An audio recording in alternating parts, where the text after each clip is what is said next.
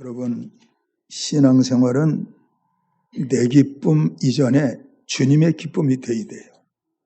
우리는 찬송 부르면서 내 기쁨 생각하잖아요. 내 기쁨.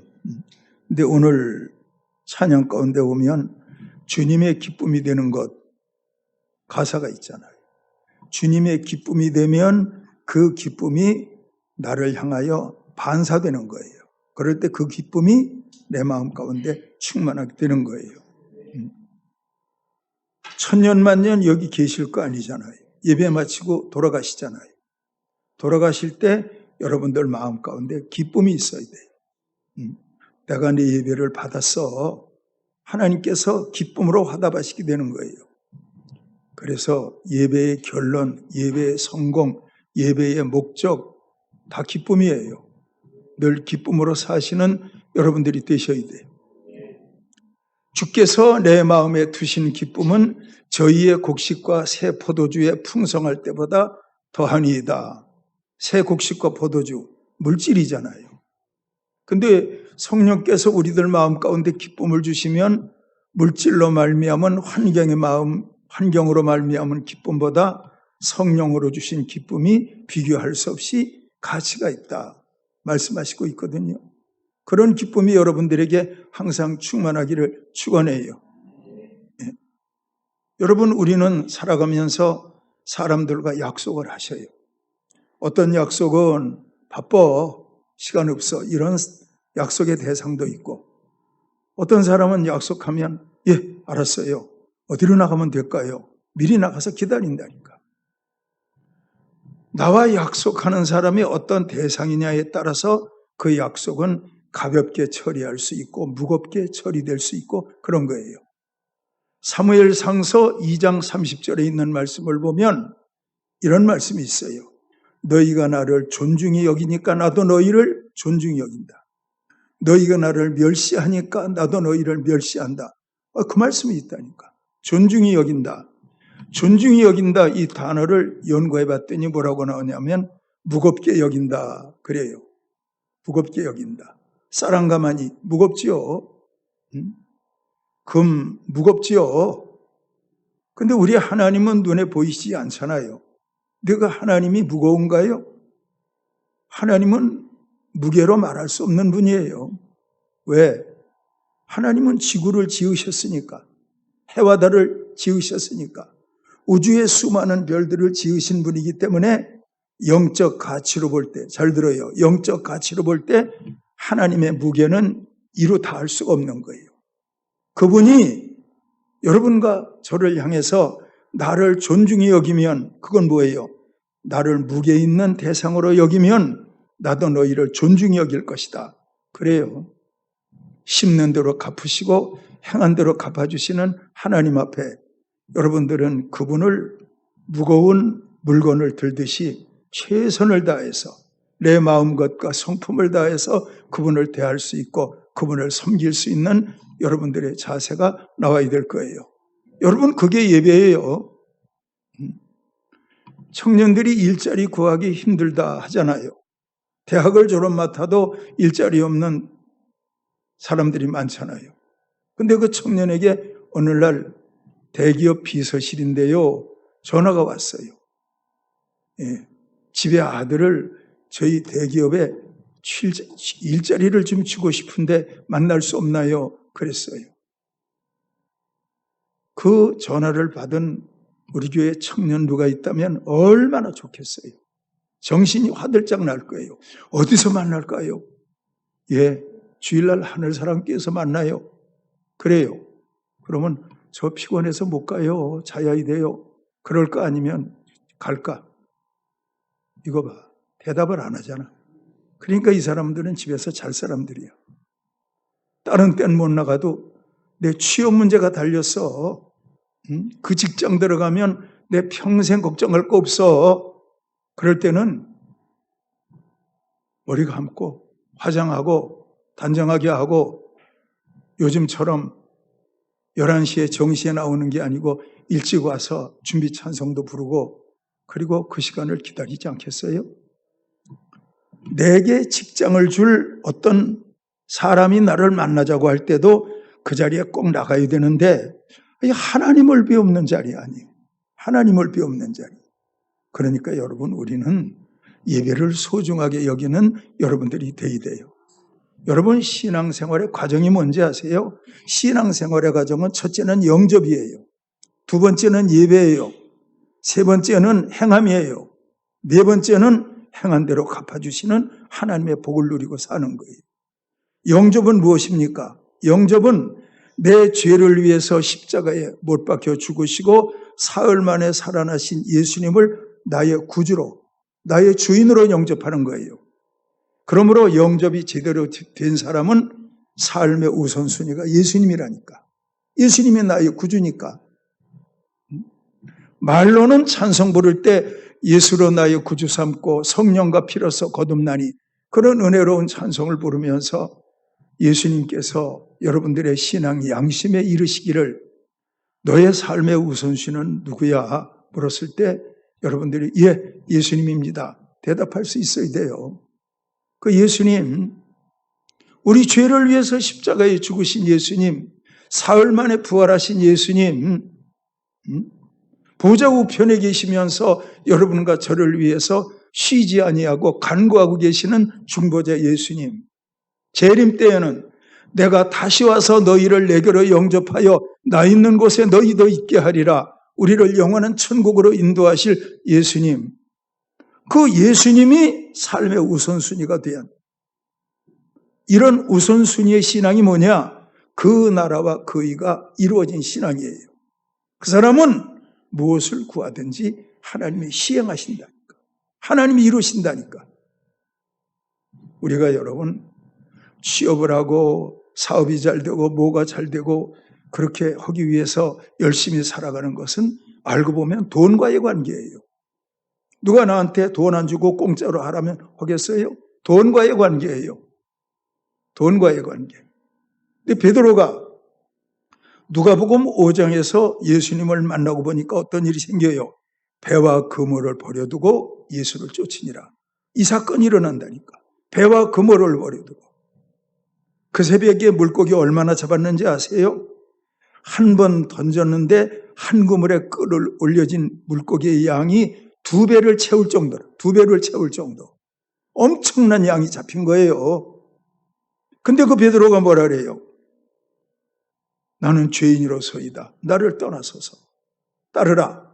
배와 그물을 버려두고 예수를 쫓으니라. 물질보다 예수님이라니까. 배와 그물은 물질이잖아요. 물질보다 예수님이라니까. 베드로는 처음 신앙의 시작부터 물질보다 예수님이었다니까. 물질보다 예수님과의 관계를 소중히 여겼다니까. 그 베드로가 그 신앙을 평생 유지했는데 사도행전 3장에서는 뭐라 그래요? 은과 금은 내게 없거니와 내게 있는 것으로 내게 주노니 곧 나사렛 예수 그리스도의 이름으로, 이렇게 명령하잖아요. 배와 그물을 버려두고 예수를 쫓으니라. 그 베드로나 은과 금은 내게 없거니와 내게 있는 것 예수 그리스도. 그러므로 베드로는 삶의 우선순위가 예수 그리스도였다니까요. 여러분, 그것이 이루어지면요 다른 거 걱정할 거 없어요. 그분이 책임진다니까요. 제가 그렇게 살아왔잖아요. 내가 예수를 나의 구주로 영접하면 삶의 우선순위가 예수님이 된다니까. 그 다음에 나요, 그 다음에 나. 대개 묻기를 뭐가 소중해? 내가 소중하지요. 내가 있어야 세상도 있는 건데, 내가 있어야 부모도 있는 건데, 내가 있어야 자식도 있는 건데, 내가 있어야 집도 있는 건데, 나. 근데 주님은 말씀하시기를 너 부인하고 내 십자가를 지고 따라. 그건 뭐예요? 너 자신보다 나를 더 사랑하라고. 예수님이 그렇게 말씀하시는 거예요. 그게 신앙이라니까요. 영접이 제대로 이루어지면 예수님 우선순위가 된다. 다시 말씀을 드리면 예수님 우선순위가 된다. 그건 뭐냐면 예수님을 만나는 예배가 우선순위가 되는 거예요. 그래서 그 사람이 예배 참석을 소중히 여겨요. 그럴 때 그 예배 시간에 하나님 앞에 올려드리는 찬송은 하나님이 받으세요. 어떤 찬송은 하나님이 들으시면서 너는 예수님이 우선순위 3번이더라. 너는 우선순위 4번이더라. 그런 사람도 있겠지. 근데 그 사람이 찬송 부르는데 예수님이 그 사람의 심정을 꿰뚫어 보시니까 그 사람의 삶의 우선순위가 예수님이에요. 그러니까 그 사람 찬송 하나님 받으시겠지. 그렇지 않은 사람 찬송은 그냥 적당히 받으시겠지만 그 사람의 찬송에 대해서는 우리 예수님이 초점을 포커스를 맞추고 그 사람 찬송 들으시겠지. 그 사람의 교동문 들으시겠지. 그 사람의 신앙 고백 들으시겠지. 그 시간 그 사람은 하나님의 말씀을 듣는데 길가에 떨어지지 않을 거예요. 흙이 얇은 돌밭에 떨어지지 않을 거예요. 가시떨기에 떨어지지 않을 거예요. 좋은 땅에 떨어질 거예요. 왜?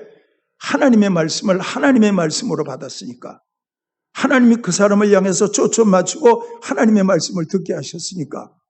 그럴 때 그 사람 하나는 겨자씨 하나 같은 인생일지라도 평생을 살아가면서 100배, 60배나 되는 거대한 인생을 살아갈 수 있는 거예요. 여러분, 영적 세계를 알고 예수 믿을 수 있는 여러분들이 되기를 축원합니다. 우리는 예수님을 인격적으로 대해야 돼요. 인격적. 집에 인형이 있어요. 그 인형과 인격적인 관계 말이 돼요? 인형에게 나 오늘 6시에 퇴근할 거야. 그때 봐. 인형에게. 그리고 7시에 퇴근해서 돌아와서 인형을 향해 말하기를 인형 미안해 1시간 늦었지 뭐야. 그런 사람 없잖아요. 인형은 인형이라니까. 그건 인격이 아니라니까. 애완견은 어때요? 요즘에는 애완견 다 좋아하시고 하는데 애완견을 인격으로 대한다니까요? 아니요. 그런 일은 있을 수 없어요. 애완견은 그냥 애완견일 뿐이에요. 그러나 예수님과는 인격이라니까. 인격. 그분과의 관계가 깨지면 그분은 분노한다니까. 인격이니까 분노하는 거예요.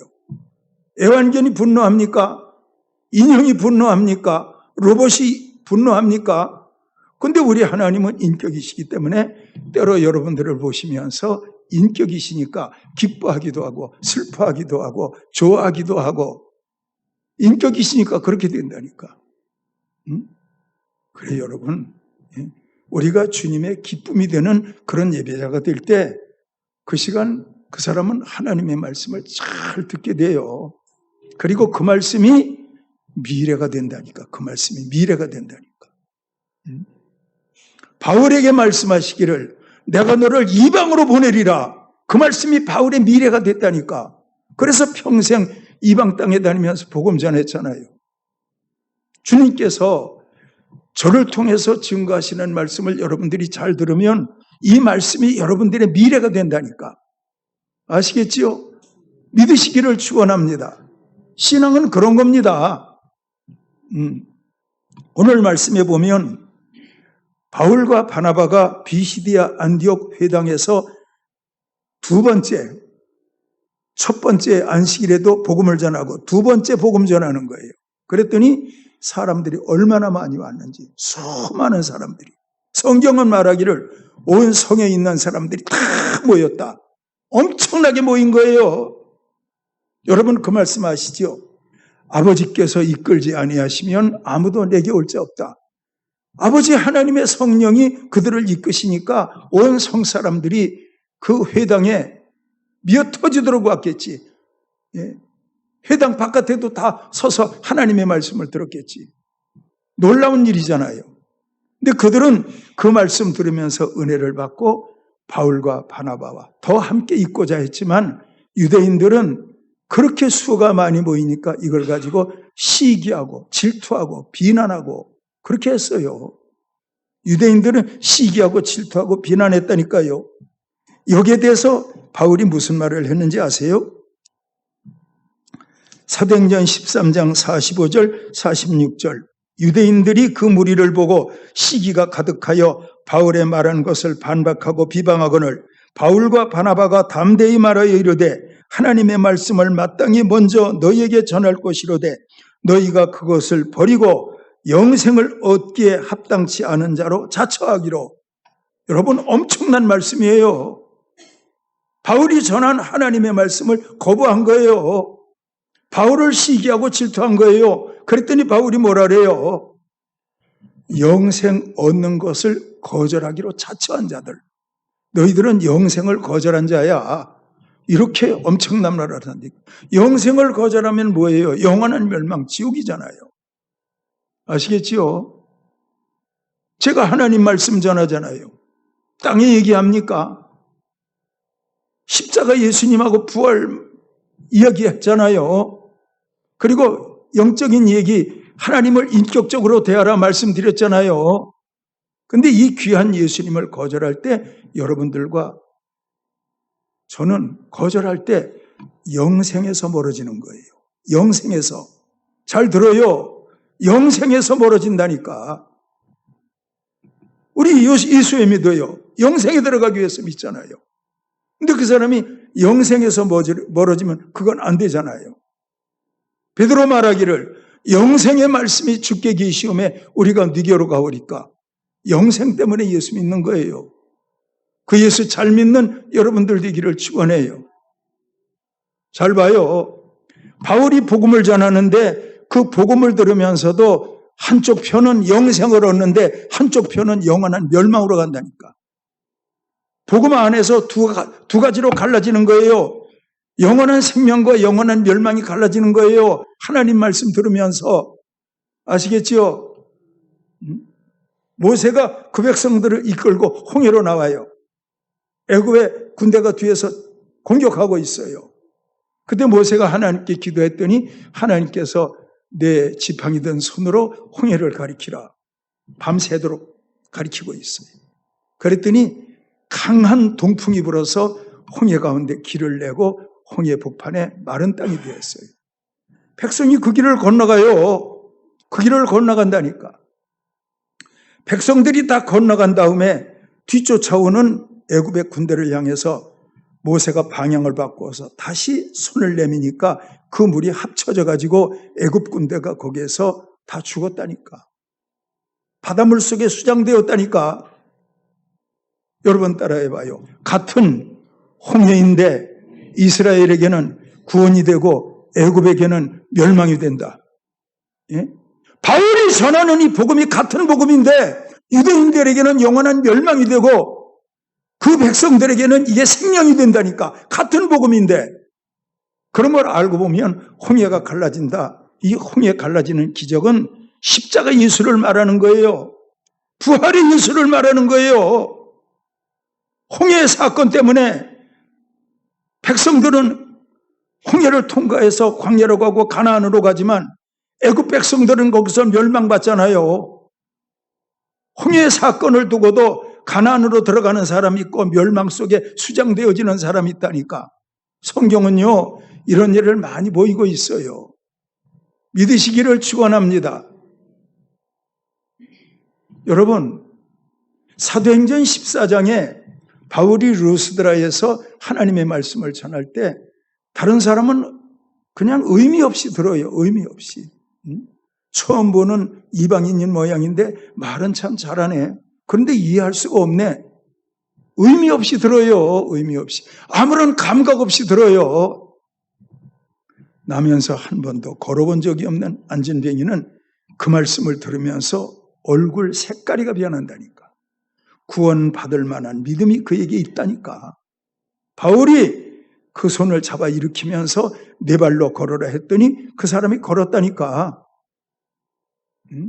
루스드라에서 복음을 전하는데 여러분 그 사람 하나는 잘 들어서 병이 낫는다니까. 안진뱅이가. 근데 그 외의 사람들은 그냥 건성으로 듣고 있다니까. 성경은요 전체가 다 그런 역사예요. 홍해를 놓고도 생명을 얻는 무리가 있는가 하면 사망 속에 들어가는 무리가 있고 성경은 다 그래요. 그리고 여러분 고린도전서 1장 10절에 14절에 보면 바울이 십자가의 도가 멸망받을 자들에게는 미련한 것으로 보이고 구원 얻을 우리에게는 하나님의 능력이다. 십자가의 도가 멸망받을 자들에게는 어리석은 것으로 보여요. 그 장에서 바울이 뭐라 그랬는지 아세요?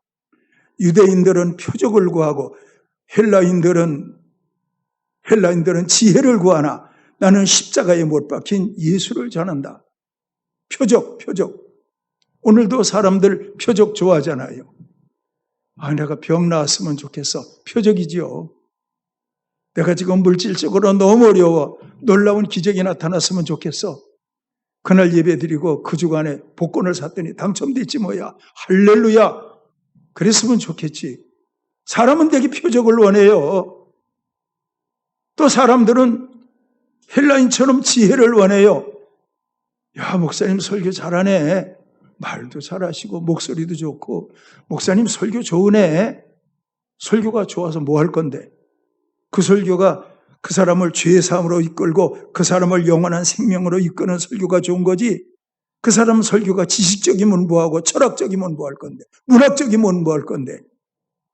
그러므로 여러분 아실 것은 십자가 도 하나를 놓고도 어떤 사람은 십자가를 미련한 것으로 본다니까. 그래 영원한 멸망에 던져지는 거예요. 그러나 어떤 사람은 십자가를 하나님의 사랑으로 본다. 구원의 능력으로 본다니까. 그러니까 영원한 생명에 들어가는 거예요. 믿으시기를 축원합니다. 신앙은 그거예요. 믿으시기를 축원해요. 제가 학생 예배 때 아이들한테 한 예화를 들었어요. 제가 짧은 영상 하나를 봤어요. 거기에 보면 한동훈 법무부 장관이 딱 나타났어요. 그 조그마한 가방 들고 분주하게 걸어가는데 어떤 학생이 하나가 장관님 부르더라. 그러니까 그 장관이 딱 돌아섰어요.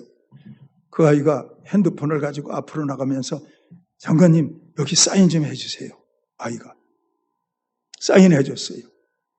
그리고 그 다음에는 장관님 이왕이면 사진도 하나 찍어주세요. 장관님 현대고등학교 나왔죠? 저도 현대고등학교 후배예요. 저도 검사가 될 거예요. 장관님 사인해 준 거 제가 공부방에 걸어놓고 보고 있을 거예요. 사진 찍은 거 제가 항상 보고 있을 거예요. 그리고 그것이 목적되어서 저도 장관님처럼 되고 싶어요. 제가 아이들한테 물었어요. 야, 한동훈 장관이 지나가면 너희들도 쫓아가서 사인 한번 해주세요. 사진 한번 찍어요. 그럴 아이들이 있냐?